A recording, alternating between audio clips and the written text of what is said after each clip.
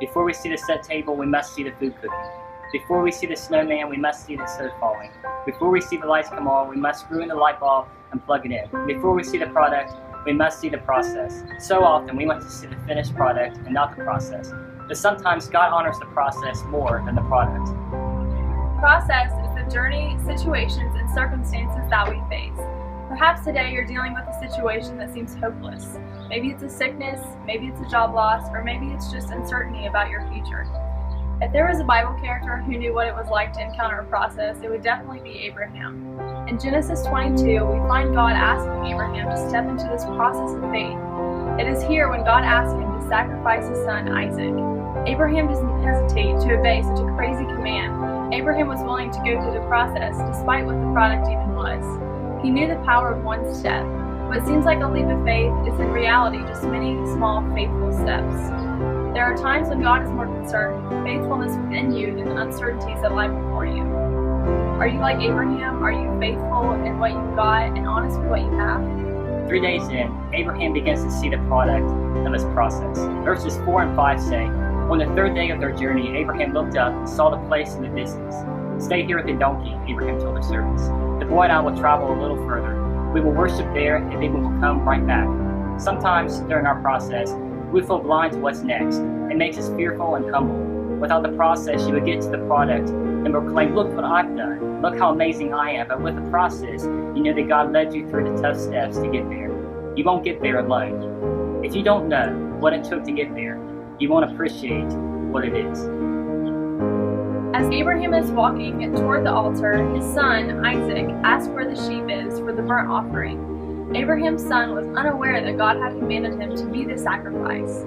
God will provide the product no matter if it's the one that you expect or not. Eventually, Abraham gets to the altar. Verses 9 through 11 say, "When they arrived at the place where God told him to go, Abraham built an altar and arranged the wood on it. Then he tied his son, Isaac, and laid him on the altar on top of the wood. And Abraham picked up the knife to kill his own son as a sacrifice. At that moment, the angel of the Lord called to him from heaven, 'Abraham, Abraham.' 'Yes,' Abraham replied, 'here I am.' Abraham responded to God the same way before the process as he did during the process. That's right. Abraham said, 'Here I am,' in verse 1. This was before Abraham even heard the crazy command God was going to make. God is looking for people who will respond the same way both before and during the process. Why? Because they know that God is the same. They have their eyes on God throughout the process instead of their circumstances. If God dwells in your heart at a constant, He will be your priority. Walk through the lens of His eyes, because His perspective is likely different than ours is. What we do on our journey is important, but who we are through it all is the most important. Abraham was obedient and sought God. It's not much longer until Isaac's life is spared and a ram is provided by God for a sacrifice. Abraham reaches his product. It was a product that he spent the entire process not seeing or expecting. He got the blessings that he didn't see coming. He got to cherish the product, and he got to know it was from God alone. Why? Because he embraced the process it took to get there. But if he hadn't accepted the process, he wouldn't have seen the product. Exactly. You will handle your process by what you expect from your product. What do you expect to see at the end of your process? Is it what you expect eventually in your life? Is it worth fighting for today? That's why we encourage you to always expect big things from your process. During the process, it becomes easy to take a detour off progression when you lose sight of your product. That's right. And maybe today you've expected big things before, but then you think back to when you were embarrassed or hurt by broken dreams. Children are often the ones who dream big and expect big things from life. Don't come to the conclusion that life is often unfair and hardly ever provides the means of meeting big expectations. Don't settle to be ordinary. Instead, still believe for prosperity.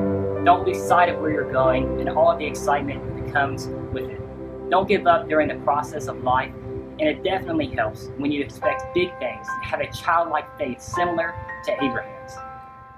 Know that God has a ram in the bushes, and He will provide the product, and He will amaze you. We want to encourage you that you will eventually make it to your product also. Keep walking. It doesn't matter how fast or slow, keep walking faithfully, step by step, even when you don't feel like it. It's so amazing to see the progress and product when you take the process God has called you to take. This series goes together, so we encourage you to watch our videos on progress and product, which will be coming out soon.